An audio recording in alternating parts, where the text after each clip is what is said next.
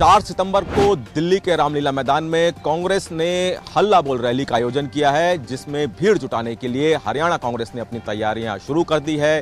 शनिवार को दिल्ली में हरियाणा के पूर्व मुख्यमंत्री भूपेंद्र सिंह हुड्डा के आवास पर एक बैठक हुई। इस बैठक में गुरुग्राम, फरीदाबाद और भिवानी महेंद्रगढ़ यानी कि 3 लोकसभा सीट के नेता शामिल हुए। हर नेता ने अपनी अपनी संख्या बताई कि अपने अपने विधानसभा और जिले से कौन कितने लोग लेकर आएगा। सभी को हिदायत दी गई है कि जिन बसों में वो अपने लोगों को लेकर आएंगे, उस बस के आगे उस हलके का नाम होना चाहिए, ताकि पहचान हो सके कि कौन कितने लोग लेके आ रहा है और किस बस में किस कार्यकर्ता कितने लोग हैं, कौन सा नेता उन लोगों को लेके आ रहा है। साथ ही साथ इस 4 घंटे की बैठक में भूपेंद्र सिंह हुड्डा आश्वस्त दिखे कि रामलीला मैदान में सबसे ज़्यादा भीड़ हरियाणा की तरफ से होगी। इससे पहले भी दिल्ली में जब भी कांग्रेस की रैली हुई है, भीड़ जुटाने की जिम्मेदारी हरियाणा कांग्रेस की रही है और उसमें भूपेंद्र सिंह हुड्डा हमेशा सबसे ज़्यादा भीड़ जुटाते आए हैं। अब देखना है कि 4 सितंबर को कांग्रेस की जो हल्ला बोल रैली है उसमें हरियाणा की तरफ से कितने लोग आते हैं, क्योंकि हरियाणा कांग्रेस का दावा है कि लाखों की संख्या में सिर्फ हरियाणा से ही लोग इस रैली में आएंगे।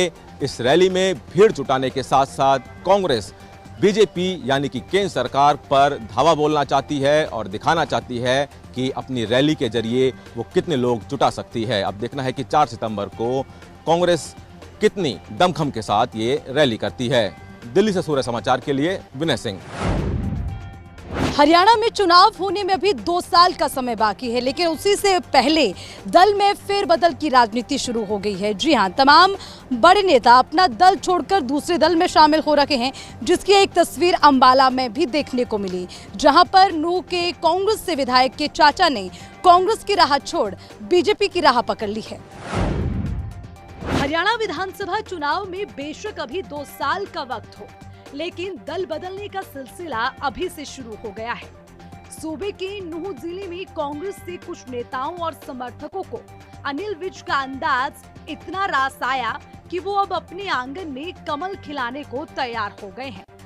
नेताओं की इस फहरिस्त में नूह से कांग्रेस विधायक आफ्ताब अहमद के चाचा भी शामिल हैं, जो अपने भतीजे से अलग होकर अब बीजेपी का झंडा बुलंद करेंगे। विधानसभा का चुनाव भी लड़ चुके हैं। आज भारतीय जनता पार्टी में शामिल होने की कोशिश। मैं इन सबका पार्टी में शामिल होने के लिए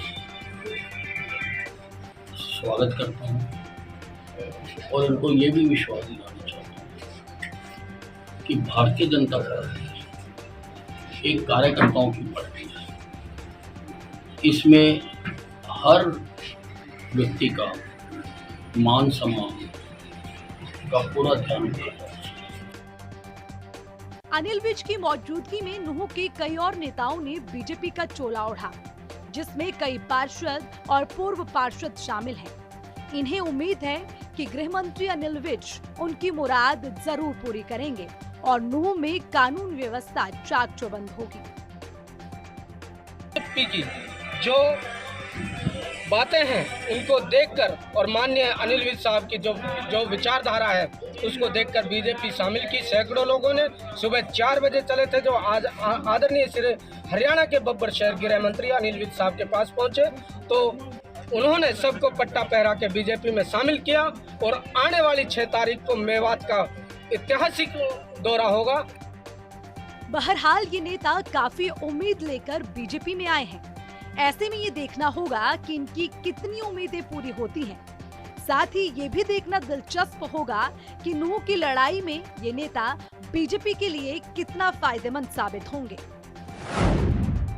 तो नूह से कांग्रेस विधायक के चाचा ने बीजेपी की कार्यप्रणाली या फिर यूं कहें कि अनिल विज की कार्यप्रणाली से खुश होकर बीजेपी का दामन थाम लिया है। हालांकि उनके साथ तमाम दूसरे नेता भी बीजेपी में शामिल हो गए, लेकिन अब चुनाव नजदीक आते आते ही जो है दूसरे दल का कितना फायदा बीजेपी को पहुंचेगा, ये भी देखने वाली बात होगी। फिलहाल मैं गुरुग्राम के कैप्टन चंदन ब्लाइंड स्कूल के बिल्कुल बाहर हूँ और ये वही स्कूल है जिसमें एक 7 साल की ब्लाइंड बच्ची जिसका नाम दर्पण था, उसकी संदिग्ध परिस्थितियों में मौत हो गई थी। 7 साल की मासूम जो अपनी आंखों से इस दुनिया को नहीं देख सकती थी, अपने परिवार से दूर गुरुग्राम के निजी स्कूल में रह रही थी, इस भरोसे के साथ कि कुदरत की नाइंसाफी के बाद भी उसे बेहतर शिक्षा मिलेगी और वो अपने जीवन के अंधेरे को ज्ञान से मिटा पाएगी। लेकिन स्कूल से बच्ची की मौत की खबर आने पर यह भरोसा टूट गया। मारपीट किया गया था उसके साथ। उसको आया जो है उसको खाने पीने नहीं देती थी, ठीक से मारती थी। पहले कुछ नहीं कर रहे वो तो इलाज कराने गए थे, जबकि उनको लोकल गार्जियन का भी एड्रेस दिया गया था जो कि 1.5 किलोमीटर की दूरी पर था। उनको दिया, उनको फ़ोन भी नहीं किया, ना सूचना दिया। जब फ़ोन करते हैं वो हमको करते हैं, तब तक बच्चा मरी हुई थी। ब्लाइंड बच्चों की देखभाल का दावा करने वाले इस स्कूल की हकीकत उस बच्ची की जुबानी सुनिए जिसने स्कूल में दाखिले की कीमत अपनी जान से चुकाई है। मम्मी पता है मारती आंटी, हमको पता है मम्मी सब मारती आती थी, बहुत मारती थी। मारती थी बेटा? हाँ। और क्या करती थी? एक रोटी मांग रही तो बोलती थी इतनी तो मोटी भैंस हो गई और मोटी होके कहाँ जाएगी। और दर्पण को तुम्हारे बोल रही मत, एक बार तो मुंह में पटक दी थी ना बेटा। ये मारने से ही घाव हुआ है ना? हाँ। और बेटा, और यहाँ भी भी मारने से ही हुआ है ना बेटा? बच्ची की ये बातें सुनकर माँ ने जब स्कूल प्रशासन से सवाल किए तो जवाब के नाम पर गोल मोल बातों के सिवाय कुछ नहीं मिला। और जब माँ बाप ने बच्ची को घर ले जाने का मन बनाया तो अपनी भूल सुधारने का आखिरी मौका भी उन्हें नहीं मिला। क्योंकि आपको मारने के लिए हम नहीं दिए, बच्चा को हम जब जन्म दिए हैं, पाल पोस के आज हम 7 साल के किए हैं, आपको मारने के लिए नहीं किए हैं। तो उधर से मेरी बच्ची बोलती है कि मम्मी हमको आज भी आंटी 1 घंटा मारी है। तब तक प्रिंसिपल ने उसका मुंह दबा दिया। उसके बाद बच्ची उसके बाद वो बोलते बोलो कि आज हम केला खाए हैं, सेब खाए हैं। जब बच्चा खाए ही नहीं है तो बच्चा बोलेगी कहाँ से? खाली बच्चा बोलती है मम्मी हम तुम्हारे पास जाएंगे। बच्चों से हॉस्टल में मारपीट और बुरा व्यवहार करने के आरोपों में कितनी सच्चाई है ये तो बच्ची की ज़बानी आपने सुन ही लिया होगा। लेकिन इसके बावजूद स्कूल प्रशासन इन आरोपों से इनकार कर रहा है।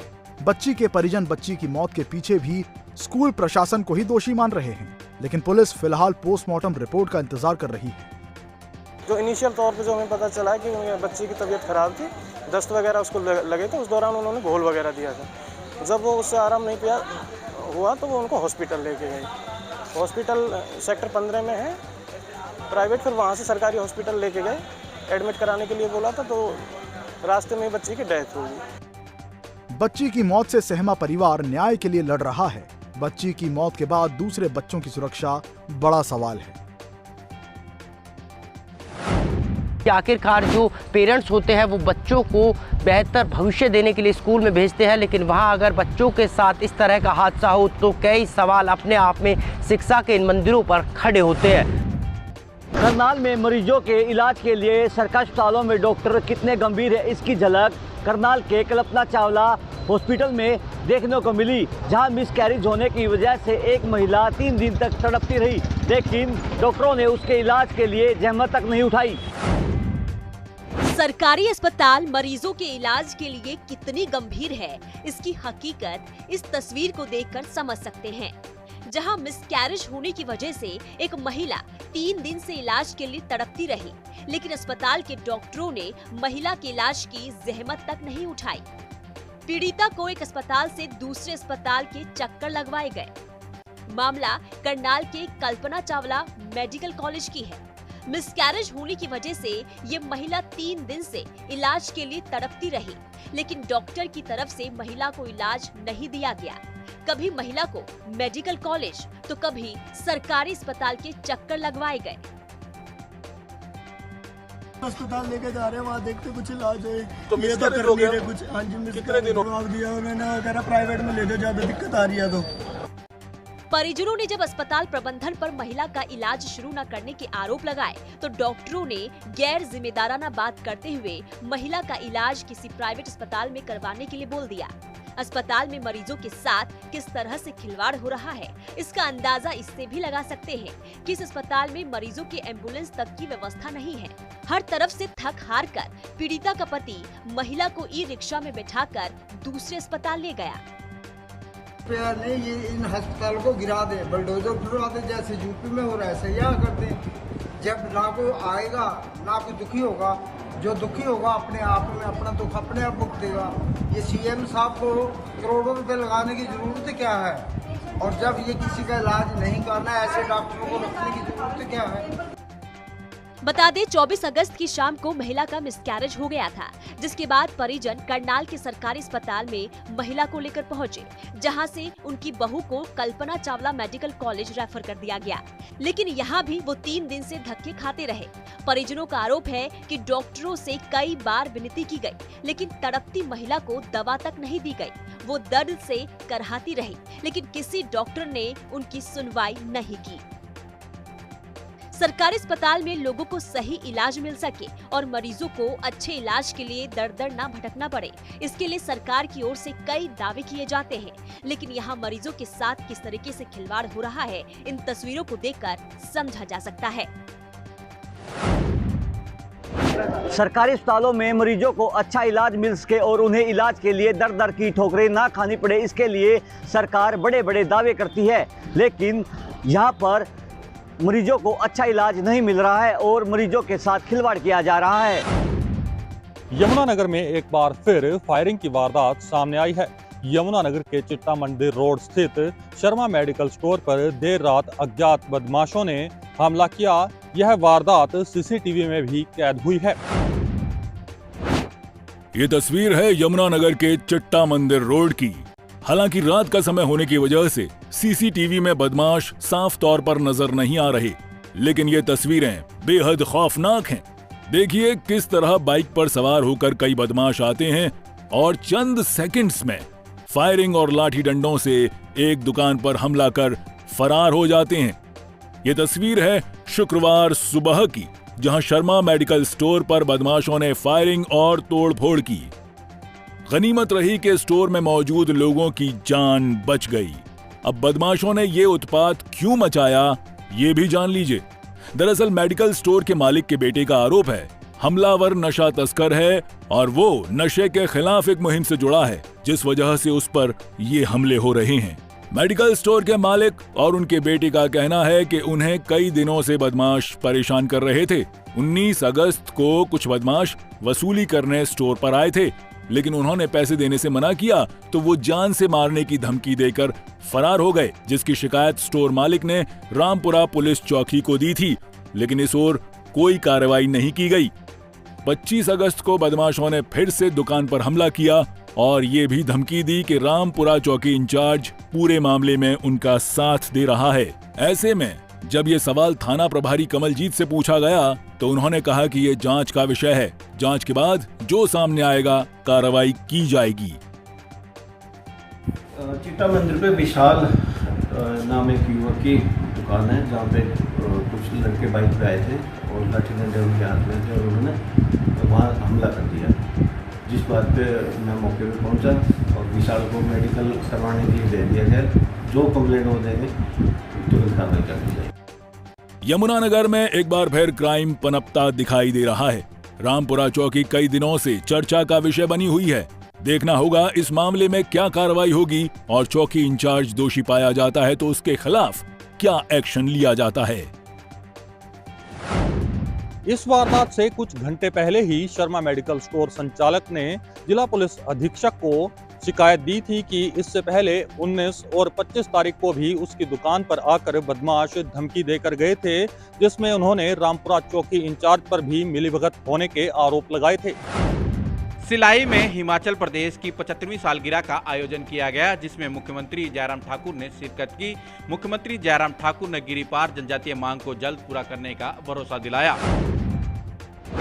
हिमाचल प्रदेश की सभी विधानसभा सीटों पर 75वीं वर्षगांठ पर कार्यक्रम आयोजित किए जा रहे हैं, जिसका मकसद है प्रदेश में हुई तरक्की को दिखाना, उन मेहनतकश लोगों का आभार जताना जो हिमाचल के विकास में हर कदम पर भागीदार रहे हैं।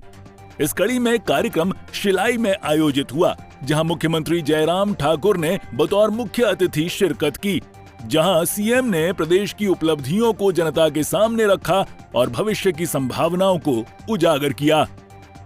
तो हिमाचल प्रदेश के मेहनतकश लोगों का उसमें योगदान रहा है, इसलिए उनका धन्यवाद करना और इस योगदान को आने वाले समय में भी बनाए रखें, इस बात के लिए लोगों के बीच में जाना आवश्यक है। इसलिए मैंने कहा कि मैं हिमाचल प्रदेश में 68 की 68 विधानसभा क्षेत्र में जाऊंगा और 75 ऐसे कार्यक्रम आयोजित करूंगा पूरे हिमाचल प्रदेश में, जहां हिमाचल की जनता का दिल से आभार व्यक्त करूंगा।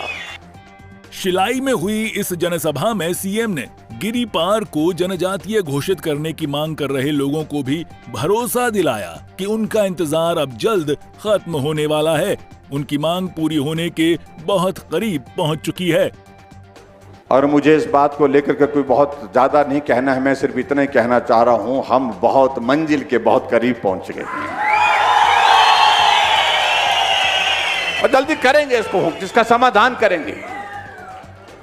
और मुझे इस बात की भी खुशी है कि बलदेव तोमर जी इस सारे संघर्ष के लिए बस ये सोने नहीं देते, रात को भी हाटी, सुबह उठना फिर भी हाटी। समारोह के मंच से सियासी बोल भी सुनाई दिए। सीएम ने एक बार फिर से प्रदेश में मिशन रिपीट का दावा किया। हमने पहले दिन से रिवाज बदला है। और दूसरी तरफ देखिए, जहां 4 राज्यों में भाजपा की सरकारें थी, चारों के चारों राज्य में भारतीय जनता पार्टी फिर सत्ता में आई। चाहे वो गोवा की बात है, चाहे वो मणिपुर की बात है, चाहे वो उत्तर प्रदेश की बात है, चाहे वो उत्तराखंड की बात है।